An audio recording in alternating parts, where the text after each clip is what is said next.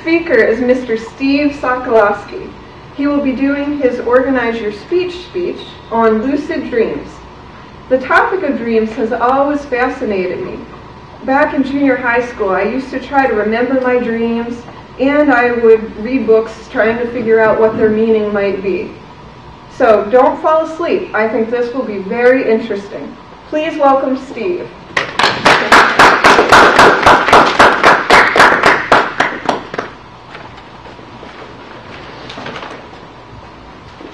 So thank you, Barb.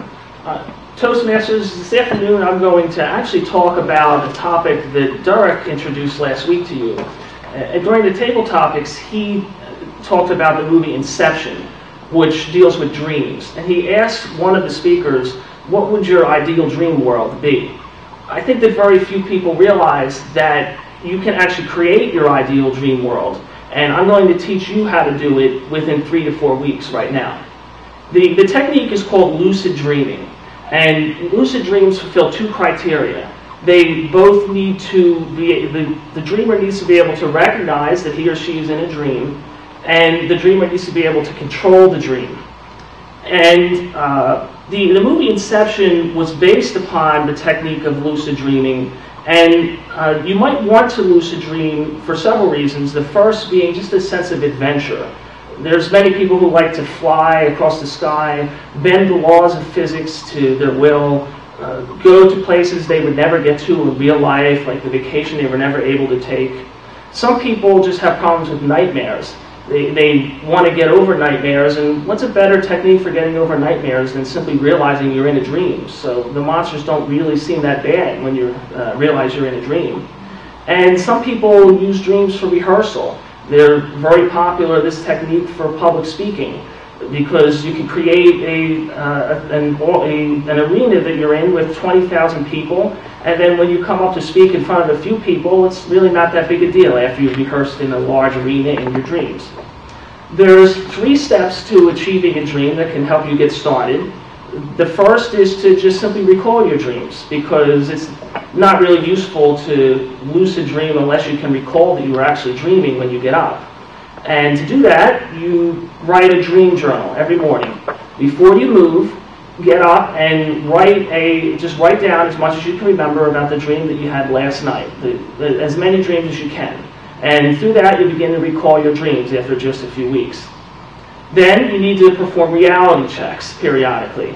That's as simple as simply looking at a piece of paper like this and read the words on the paper. In a dream, if you read these words 3 times, about 95% of the time they'll be different the 3rd time you read them. So in Inception, this was actually referred to as a totem. There was a top used by the main character, but all you need is just a piece of paper. Do this every hour while you're awake. It only takes a second, and it becomes unconscious, including while you're asleep, and eventually you'll be dreaming these reality checks, and you'll realize that you're dreaming. And finally, before you're going to sleep, you need to set your intentions. Visualize what dream you want to have, and when your mind starts to wander onto some other topic, then bring yourself back to the dream and don't let that leave. And you'll find yourself in the dream when you fall asleep. And for average, inexperienced people, you can achieve these dreams within 3 or 4 weeks, and you can generally have one every 3 days or so, more often if you really practice at it. So in conclusion, I want to tell you about a story of a room I've never ever seen before. When I was attending Penn State, as I talked about last week in my introductory speech, I was involved in student government, and there was an office being constructed. I would never see the office because the construction was scheduled to be finished after I graduated and left. But a few years later, actually 8 years later, I found myself in a dream inside that office. And the office was just as real as this room was, down to the details of the carpet, the stage behind me, even this metal pole hanging out for the projector above me. We spend our days sitting in front of computers that have trouble rendering scenes at 1920 by 1080 resolution, and yet the power of the human brain can render a scene in infinite resolution with the addition of hearing and smell and touch and everything else. And if that's not enough to convince you to try, then I don't know what is. So I urge you to try this out, and hopefully in a few weeks, maybe I'll be able to speak to one of you at the end of these Speechcraft sessions about dreams that you've been able to have. Thank you.